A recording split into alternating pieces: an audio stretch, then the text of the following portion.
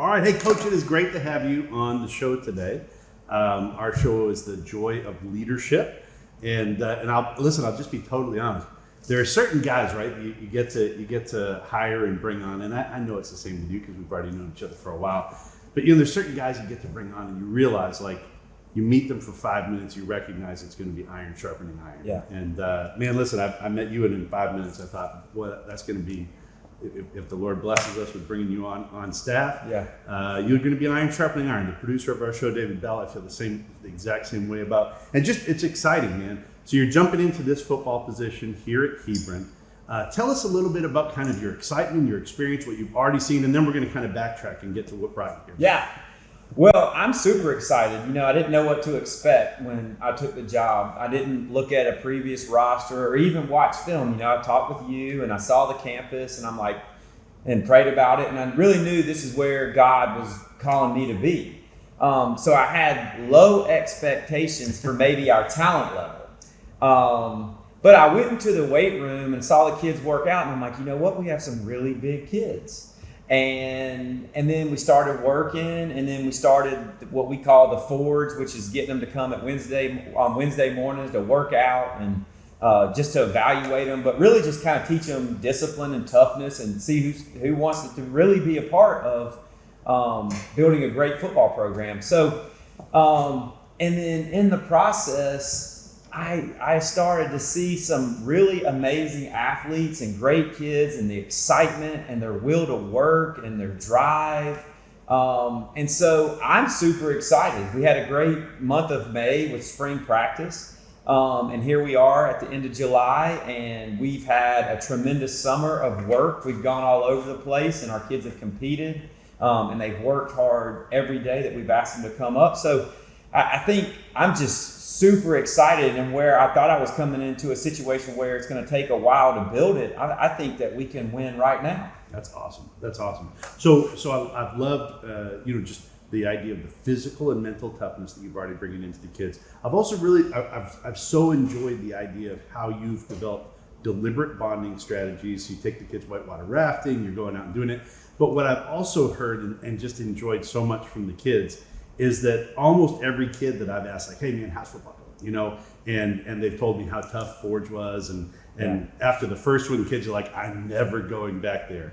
And then after the fifth one, they're like, I love it. You know? And it's been so cool to see that. But every kid has said the same thing. He said, Coach texts me private text, like he texts me personal text, see how I'm doing. He knows what's going on in my life, And man, I love that, right? And that we've talked a lot about it just in our short time working together. But it's a big part of kind of the hallmark of our organization that we get to do this. Like, we get to have Christ being a component of absolutely everything that we do. We get to have that personal care for a kid that goes so far past what football or athletics can bring into that kid's life, that we get to deal with the eternal, which is so significant. Right. Tell me kind of, you were talking about the hallmarks. You've been a seasoned leader for a long time, and I still want to press rewind, and we'll get there in a minute.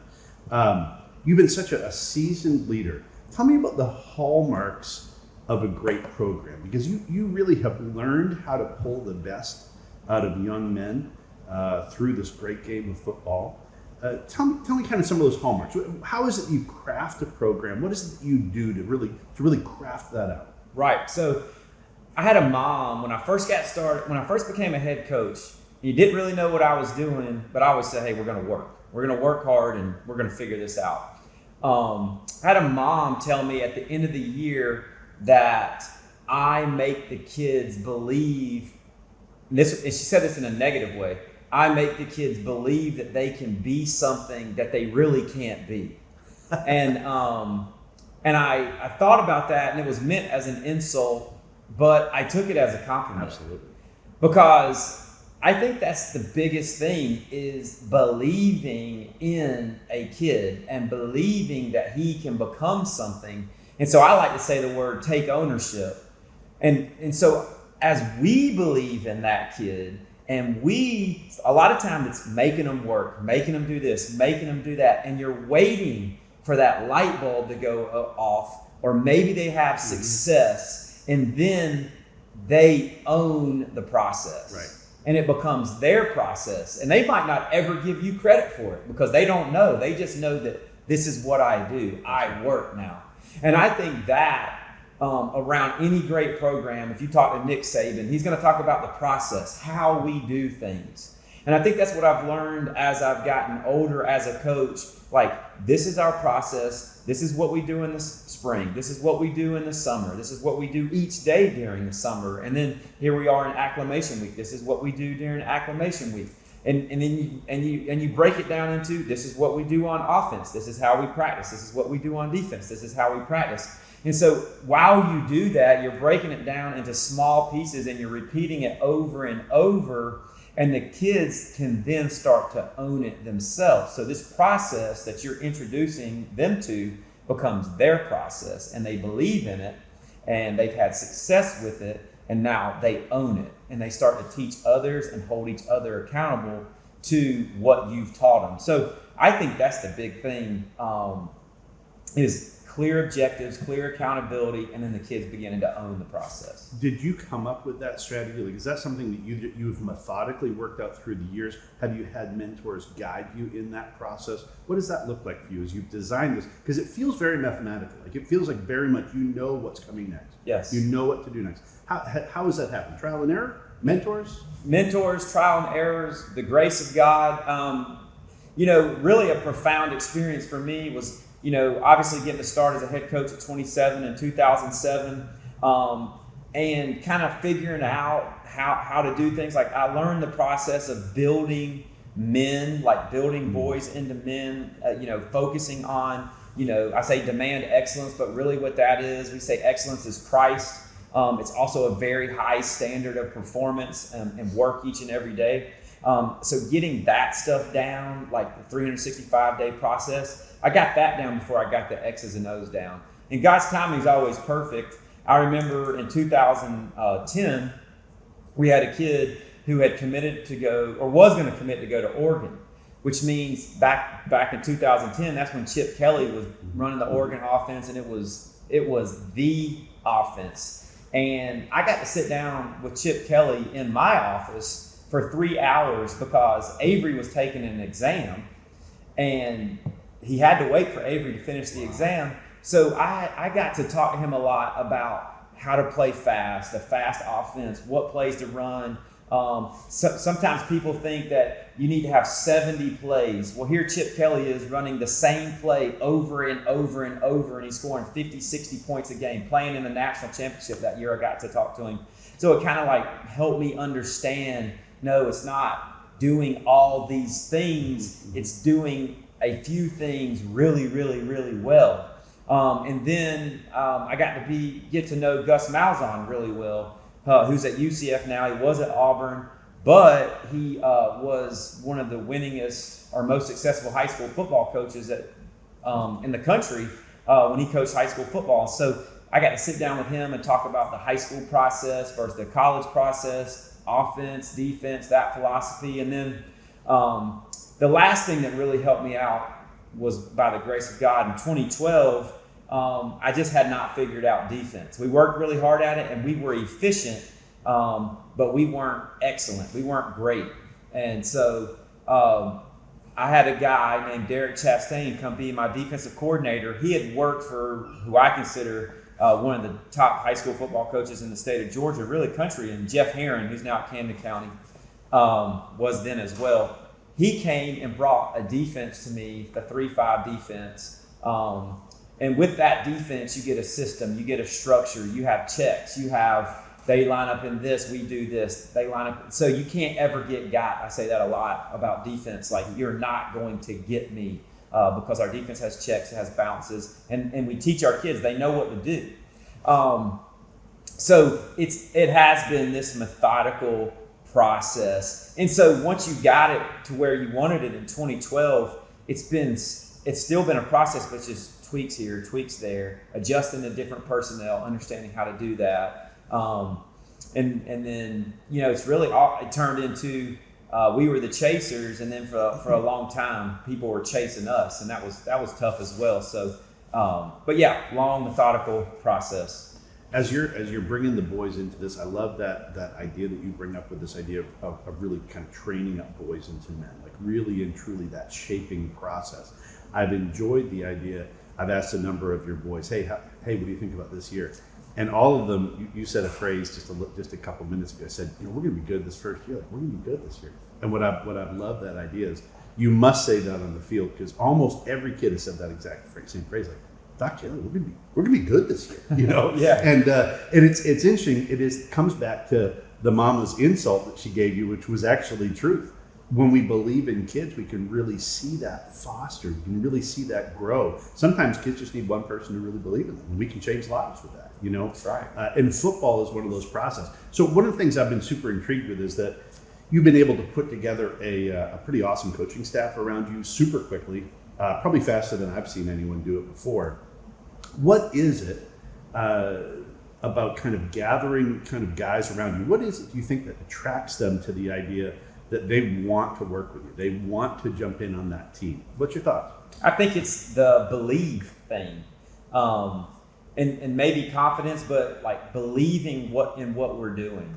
And I think too, it's also, I heard this quote the other day that leadership is caught, not taught. So I think people are really looking at you and they're judging your actions and they're evaluating your performance, not meaning to, but it's just who we are. It's what we do. So, right, like, man, he's able to get these kids to get up at 5:30 in the morning and come to Forge. And there were certain times where we would have 70 kids there.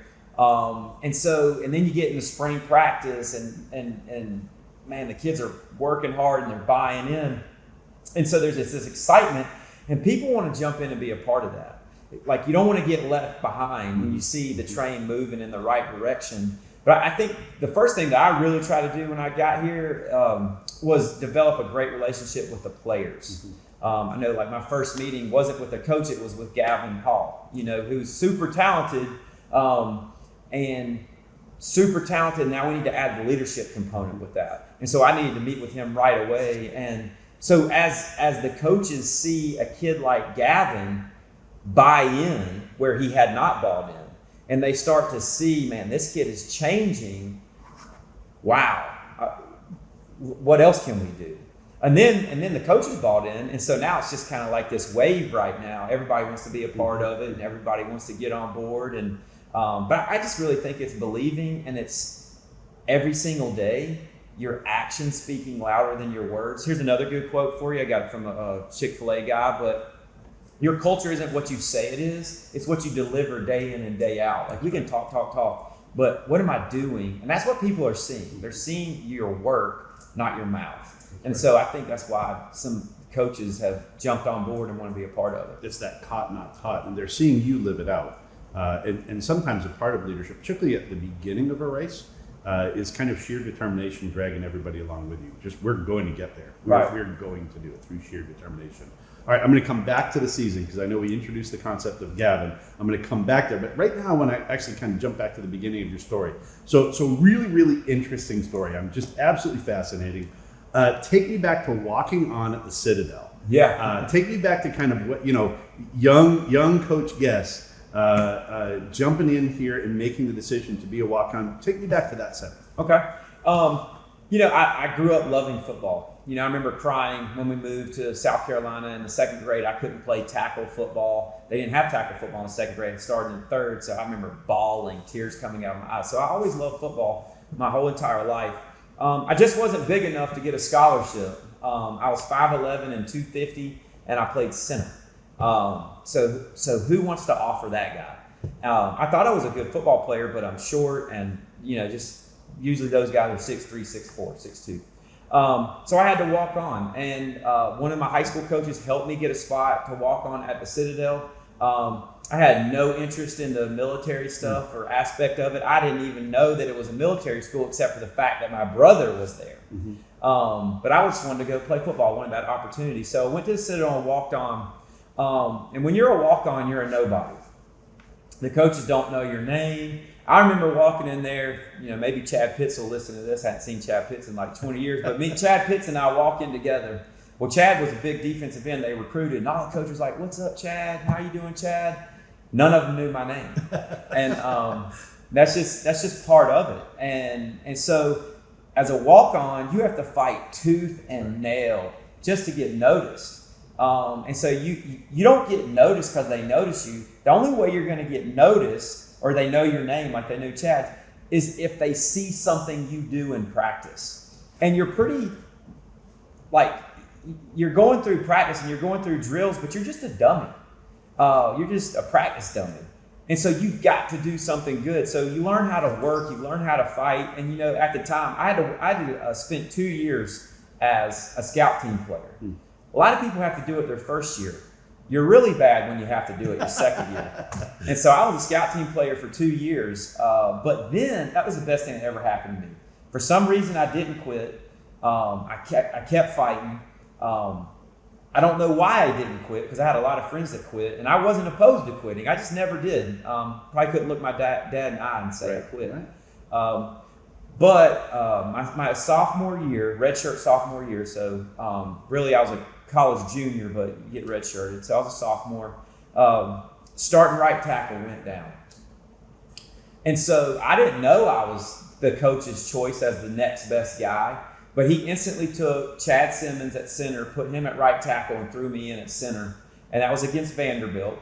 And I started that game and graded out at 82%, and I never stopped starting from that point forward. So I'm a big don't quit, resolve, fortitude guy, but only because of what it did for me. And I like to say, I'm full of quotes, but the darkest hour of the night is right before sunrise. Mm-hmm. So many people quit right before they're about to have success. And so that's my walk-on story. I love that. So one of the themes that we explore in the show a ton, because we frankly both work, you know, with teenagers. We're working with young kids all the time at really some of the most influential, some of the most important years of their entire life. Something that I constantly am hammering home with the kids. You know, they want to know what step 17 is of life, you know? Right. And I'm constantly saying, don't sweat step 17. Like, just worry about being faithful at the next step, you know? Right. So take me, like, with this mindset, this young Jonathan Gess, you finally make the team. At what point are you thinking, I'm going to be a football coach? Like when does this occur? Was that even a thought during this period of time? Because you leave here and you go into serving in the military for a period of time as well. What was your course? What were you thinking you were going to end up at that period of time? Right. So my dream job in high school, loved football. My dream job in high school was I'm going to be a high school football coach. Okay. That was my dream job. But I got to college, and I kind of lost that love for the game. I mean, I played and I started, but football became a job, and it became not fun. And so my head coach my senior year was Ellis Johnson. He was a defensive coordinator at Alabama, and he came over to the Citadel, and it brought that love back a little bit. But I remember my offensive line coach, Jeff Fila, asking me if I ever thought about GA, and I was like, absolutely not. I wanted to be so far away from football. But honestly, this will kind of feed into where I'm going. I was far away from the Lord as well in my personal walk with him. So I just wanted money. So I wanted to be a investment banker. That was what I wanted to do. And I'd already started my MBA, because I had a fifth year. So I'd started my MBA, and I was like, I want to be rich. So how do you get rich? Be an investment banker. That's what I thought. And so I learned, I'd interviewed with I went and talked to a lot of different type of investment banker type guys that were rich. And I learned that investment banking at 23, 24 years old, or any type in that world, is really young. Like you're like a 9-year-old. And so they're like, you need to go do something else, then come back to this. So I instantly thought military. And September 11th had happened, 2001, that happened. So I was like, you know what? So we all had this patriotism. So I'm like, I'm going to go be a Marine. So our 2-star General Reynolds, was president of the Citadel. He walked me up, went and met with him. He's like, you'd be a great Marine, going to go be a Marine. He walked me into the Marine recruiter's office, about to sign the dotted line to go to officer training school. The guy who worked for the football team, Colonel Sheely, he walked by me and he said, what are you doing? And I said, I'm going to be a Marine. He said, do you want to get married? Do you want to finish your master's degree? Do you want to have a life? I said, yeah. He said, follow me. So he's a colonel. You don't say no. And so I followed him, and before I know it, I'm an Air Force officer. And but you said yes to the colonel, but no to the general. Well, the general was not there. Okay, he had dropped me off with the other colonels, and they hadn't come and got me into the back room to sign the paperwork. So nobody said anything. I'm the Air Force. I signed it, and so I'm going to officer training school at some point in the summer. So, but I'm chasing that, and but 2 years into the Air Force, just God's sovereignty. The church I was going, the pastor was actually the middle school football coach of First Presbyterian Day School. So he says, why don't you come over here and help? And I always say niceness is my weakness because I'm nice, and I didn't want to, but I said yes. And so I said yes, so I'm going to do it. So I went out there and started coaching middle school football and loved it. Absolutely loved it. Still in the Air Force, driving up there afterwards. The next year, Coach Moore from FPD, First Presbyterian Day School, he asked me to coach the high school offensive line. I loved it. And so then I got my paperwork, after the season, been in the Air Force 3 years, I got my paperwork to go to Vandenberg Air Force Base. And I thought my commitment was for 4 years. But I know that my relationship with the Lord is strong now at this point. I knew that God had called me into coaching high school football. Okay. And so I didn't want to do it. Huge pay discrepancy between what a captain in the Air Force is going to make and what you're going to make your first year teaching. And I didn't want to do it. And I was in church one day, and I just felt an overwhelming conviction to do it. And everybody, including my dad, told me I was an idiot for leaving the Air Force and going into high school football coaching. So so I did that for 2 years there at FPD, taught math, taught accounting, did the weight room, coached football. And then Eagles Landing Christian had the job open 2 years later. And once again, through God's sovereignty, I got that job. So that's kind of how I got into coaching. God calling me into it. That's right. And that's really such a vital lesson that we are constantly teaching to our kids. You're teaching to your players. I'm teaching to my students with this mindset that, hey, when we place Christ in the center, He's going to direct your path. It just is. It's the truth. Yep. And that's something that it is hard, particularly I think, you're a dominant personality, so am I. It's hard sometimes for us to give up control to anyone other than ourselves. And yet when God is in it, He is going to direct your path. And it's so cool to watch the fingerprints of the Creator on your life, that He's directing each and every one of your steps. So you enter into this amazing chapter at ELCA, and where God just blessed you with victories. Walk us through some of those victories, because you're the winningest coach in the state of Georgia, and it's pretty amazing. Well, it was a process. Like I said, 2007 we were 6-5, and then 2008, 2009 we went 8-3, and I'm learning. I'm making mistakes. Don't even know you're making mistakes sometimes. But 2010 we had an amazing team, talent-wise. Should have won state probably from a talent standpoint, but we ended up getting beat in the quarterfinals, and we were number 2. Clinch County was number 1. They beat us in the last minute in the quarterfinals, and we, talent-wise, we should have won state.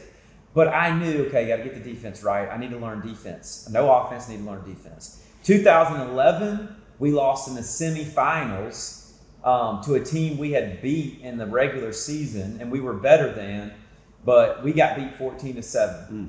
I will always say that was the worst loss of my life. And then just kept at it. We win the state championship in 2012. So it's this process, right? I mean, it's not like, hey, just start winning championships. 2007, 2008, it's like your stair steps. You're learning. And then, so we had the system, had the formula, and a lot of times, even when you have that, your talent level dictates it. 2013, we would have won state, but our all-state quarterback got hurt in the first round. And even then, because we lost to y'all, Calvary, if you remember. Yep. Even then, y'all beat us in overtime, double overtime, Yep. to go to the state championship game. 2014 was a great experience of never quit. And so this is where we kind of came up with Keep Chopping. We started off the year 0-6. How embarrassing is that? So we had gone over a certain time frame, like 58-4 or 58-5. And then we're 0-6. Now, our schedule was ridiculous, but it doesn't matter. You're 0-6. Dee, my wife, she cares about football, but she doesn't care about football. She's crying when we're 0-6. You know it's bad. However, our team stayed together, and we won the next 6 games to make it to the state championship game. And we lost, but we made it. But think about that, 2014. That year led to 5 straight state championships, 2015, 16, 17, 18, and 19. I think if you don't have 2014 going 0-6, right, you don't have 2015 through 2019. Yeah, that's what makes you hungry. That makes you hungry. It humbles you. So you're thinking about it. For 4 years, you have kids in your program who remembered being 0-6. So that, and then obviously had some really good coaches. God brought some really good coaches to me. I told you about the defensive coordinator, Derek Chastain. And then I had Kenny Dallas, who's the head coach at Trinity right now, who just won the state championship. He was a blessing. Had Brett Collier. Brett's at FPD now. And then I had a guy come up yesterday to work with our team, Joe Bryan, who was offensive coordinator for me. And the fact that I always tell my offensive coordinator, I'm a play caller, but your job is we never turn the football over. And he's working on the run game and how the running back fits, the quarterback, all this kind of stuff. And I had Joe come up and teach all the running back drills and the ball security drills, all those little things that help you win. And a great stat for Joe is over the course of his time at ELCA, he had 6 Division I running backs. And one of the best in college football right now in Keaton Mitchell. So, that having those coaches along the way to walk alongside me and help me, and I learned so much from them, and even tap into them right now, like Coach Mejia and I right now this morning trying to figure out a formation.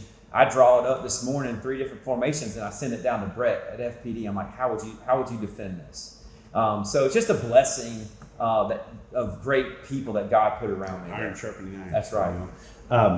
The role of sports has changed dramatically, even in the last decade. It sometimes just plays an outsized role in the lives of a lot of families. It can be kind of all-consuming. How do you balance that? You've got a wonderful wife, a great young son. How do you balance that kind of all-consuming nature and yet keep a family balance as well? What strategies do you use for that? Yeah, well, I probably do a poor job, no, I think the biggest thing with sports that we all have to, as if parents are listening, is it's a money-making machine. The AAU world, this trainer, that trainer, they're all just trying to take your money. Talent is talent, and it will be found whether you go to this trainer or you go to that trainer. So with that, we feel pressure as coaches and parents that we need to be working 24/7, because if we're not working 24/7, they're going to take him to that trainer, and that trainer is going to tell them to go to that school.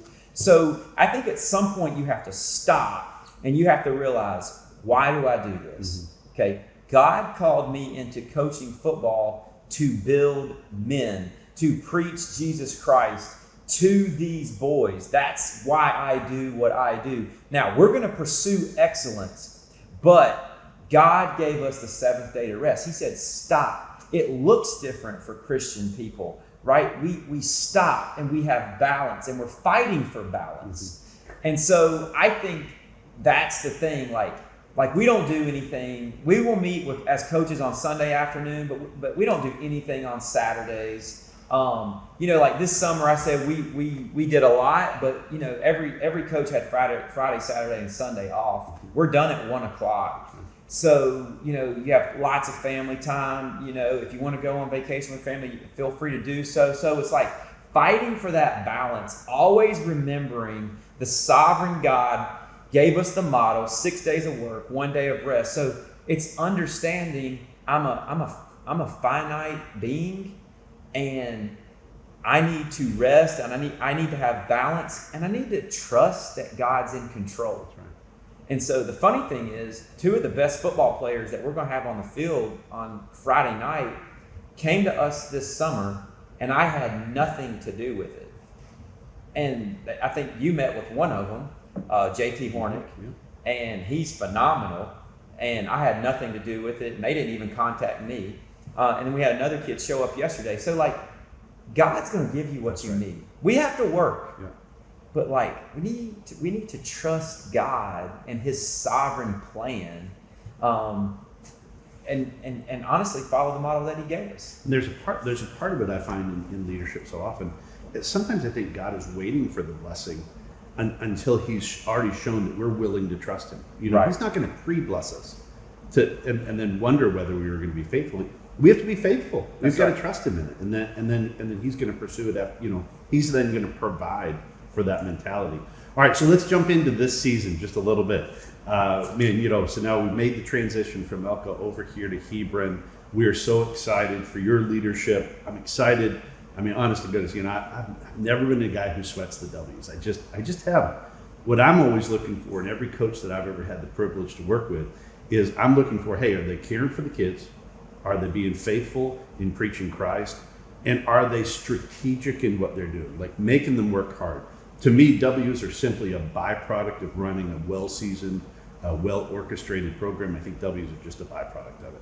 And so, just so excited to have you over. Now, there's some things that have happened, right? So we've changed regions. We've been upclassed. I've had all these people say, it's the end of the world, Yeah. And all these people kind of freaking out. I loved when I met with you. Literally, you took the job, you didn't even know who was in the region, right? Which just cracked me up. Like I just thought you didn't care. Yeah. And so, what do you think about this whole region change that's taken place with Hebron and the new teams we're playing? Yeah. Well, I find it exciting, because I've been in the private school world as well down at ELCA, and I'm excited to go play other schools. And to be honest with you, we've played Monroe area, we've played Hart County, like we've played all those schools, we've played AAA schools. I'm just always one of those guys. I think we're going to prepare, we're going to bust our tail, we're going to work hard, and we're going to go into the game believing we're going to win. Understanding you might lose, you can always lose, but we're going to believe that we can win. We're going to believe that we can compete, and as we believe we can win and compete, we're going to work that way. And so I'm super excited to see what this team accomplished. I think I'm also really excited. Same reason why I was excited for the Flowery Branch game. These parents or whoever's telling you like, oh my goodness, this region, whatever, AAA, like I'm ready to prove all those people that Hebron can compete with anybody. Right. And so that's always been our mentality as well. Like we'll play anybody. I think that's probably my walk-on mentality. Mm-hmm. The only way that you're going to do anything is to get out there and do it. I'm also the youngest of three boys. I got good because my brothers beat me up. That's right. And yeah. I know many times, like I would schedule somebody and it would take us 2 years to beat them, but we would beat them right. the third year. And so I'm excited about our schedule. Like I can't wait to play Monroe area and Oconee County and Hart County and Stevens County. It's going to be exciting, and especially when they come here, right. They're going to bring a lot of fans. They're going to have a band, and we're going to compete. So talking about kind of some of those choices, you make this choice in the exhibition game, which I just thought was fantastic. You make the choice to play Flowery Branch, 5A, right? Yeah. 5A school coming here to play, and on one level it feels like such a gamble. What were your thoughts in that? Tell us the final score, but what were your thoughts that were leading up to that very bold, gutsy decision to make that determination that your first point of contact with parents will be Flowery Branch? Yeah. Well, the bad thing about me is I'm willing to play anybody, but then as soon as I schedule it, I start getting scared myself. And like, what am I doing? Same thoughts you might have had, but we needed something to get these boys to believe in themselves at Hebron. And so that's why I scheduled it. And, and I just thought, like, if we work hard, if we do this, we can compete. I didn't realize that we would win the way that we did. I just wanted to compete, even if it was a loss. Sure. But we competed and we fought, and these kids would believe in themselves. So that's why I did it. I needed these boys to believe in themselves. It also has, like, when you schedule Flowery Branch, you are going to get a great 10 days of spring practice. They're going to be focused. They're going to work. And so that's the thing, like, if you are going to actually believe in it, not just be some talk, you got to show the kids you believe in them. And by me scheduling Flowery Branch, what I said was, I believe in you guys. Let's go do it. Two things that I I'm just a keen observer of people all the time. And two of the things that I absolutely love is, first of all, the kids were having fun the whole game. Occasionally I've seen sidelines, man, that are so somber. You think they're lining up for a funeral, right, know? Yeah. And the kids were having fun the whole game. And they weren't hamming it, but they were enjoying what was taking place. In the second half, there were 2 quick touchdowns by Flowery Branch. One of them was a long run. It was a pretty poetic little run. It was actually beautiful. Right. And when I saw those 2 quicks back to back, I thought, ooh, I wonder how the boys will respond. And will they get so somber and get so serious and stop having fun? And they didn't. Like they really. And I look at that as such confidence in their talents, which has to come from a coaching staff that is constantly talking about the idea, hey, we're going to be good. Like, we're going to be, right. That it comes back to that theme that I keep hearing echoed with the kids. But I thought, man, what a bold decision with that game. And Lord, let it turn out great. And who knows, right? That loss for Flowery Branch, which is a seasoned coaching staff and some great, really talented players. I know they graduated a number of kids last year who were some of their big time kids, but they still have a great, talented group of kids. That could be just the loss that they needed, just like your 0-6, yeah, right? Right. That, to motivate them for where they go next, which is pretty cool. That you don't see that in any other avenue, frankly, other than athletics. Where you really get to see the cream of the crop rise, and that only happens through adversity and pressure. And so, hey, let's talk a little bit about this season. Who are you seeing with some of your players where they're really stepping up to the game? You're really looking forward to some real talent from them. Excited for what they're doing. Maybe some turnaround story. You've mentioned Gavin, a talented young man. And really he seems to be stepping forward for you and developing a leadership perspective as well. Talk to me a little bit about some of the kids that you've been enjoying working with. Yeah, so obviously Gavin, just from a talent standpoint, I believe he's one of the most talented quarterbacks in the state of Georgia. And so now we're focusing in on his leadership.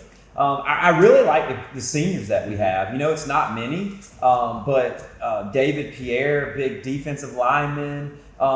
It's funny because I think when I met David Pierre, he's 6'2", 250. He didn't believe in himself. He didn't really see himself as very much. And I'm sitting here like, come on, man. Like, if I looked like you, I might still be in the NFL. And so I think he just needed somebody to tell him, you can. Right. And then, some others like Jake Redmond, he's coming back from an injury, but man, a hard worker, great character kid. Alex Pinella, same thing. Like, some of these boys, I mentioned them, like, I would love for my son to be like them when he grows up. Their attitude, their approach, their character. JT Sparing is a phenomenal grinder. Grinder. Just super strong. Lead by example. I was like, JT, don't think you have to say a word. We just watch you work, and it's motivating. And then we have some really, really young talent. So if you, I'm gonna miss kids, so I apologize to everybody, but our offensive line is huge. You have Dean and Deacon Maynard, they're twins. Both of them are about 280 pounds. JT, we just talked about, he's 280 pounds. You got the left tackle, a young sophomore, Adam Cannon, 290 pounds. The little one is Landon, but he's 225 pounds, which is big. Yeah. And then a senior that I missed was Thomas McVicker. Same thing as David Pierre. I don't know if he believed in himself. Here he is, 6'2", 210 pounds, great athlete. And you should dominate. Mm-hmm. And so, a lot of times they don't dominate is because they're unsure. And so it's almost like you're trying to get them to take ownership, right? And it's been tough because, usually that's a 4-year process. And so I've had 3-4 months with them.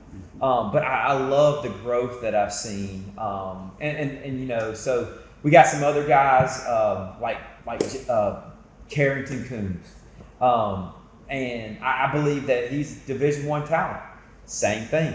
They had him out of position last year at defensive end and linebacker. Well, if you know anything about his story, his sister got a scholarship to play at UConn. She finished at Georgia, but she got a scholarship to play UConn basketball. What does that mean? That means this kid's got some amazing talent in his system. So we put him to wide receiver, 6'3", 210 as a sophomore. He couldn't catch a ball back when we started throwing early March. Had a tremendous summer. His practice on Tuesday, Tuesday was phenomenal. Catching the ball, so you got kids like that. JT Sparing coming in, because you got to have talent to win.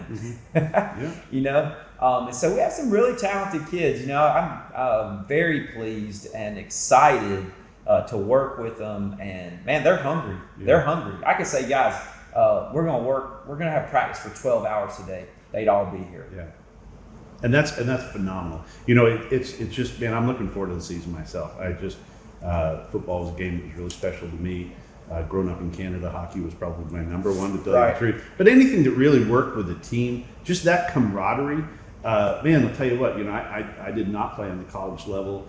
But boy, when I finished up, it was like morning for me, Yes. and it wasn't even the game, it was just the camaraderie. It was just that idea that something special takes place in athletics that just doesn't happen almost anywhere else, and it's a beautiful thing. Coach, I started our kind of session here with just the mindset of just iron sharpening iron. You're one of those guys I get excited to work with because I know that, just being honest, like, you're going to make me better. I hope that I make you better. That's what brotherhood's supposed to look like. It's supposed to be that idea of iron sharpening iron. And I'm excited to see what God is going to do with this season. I'm excited to see how you're developing our young men, our boys into men, with just this mindset of placing Christ first, working hard, understand that the details matter. And Coach, it's exciting, man, to have you here at Hebron, and we're thrilled to just see where you're going to take it in these years to come, and just watch these young men develop. Man, we're just so thrilled to have you here at Hebron, and I'm glad to have you on the show as well. Yeah, well, I thank you. It's like you said. I was telling the boys the other day, you can't talk about love and family and brotherhood. Really, brotherhood is, I was like, what creates a brotherhood is working your tail off together, the blood, the sweat, the tears. And that's why, like, you and me and the people here, your staff here at Hebron, like, that's where the brotherhood and family comes from. Everybody striving hard for the mission, which ultimately is to create disciples for Jesus Christ, to spread the name and the gospel. And we're not trying to win championships. We're trying to be excellent and shine as a light for Jesus Christ, so people see something different. And the W's are just a byproduct. And what's interesting too, Coach, is that what we're doing is so increasingly countercultural.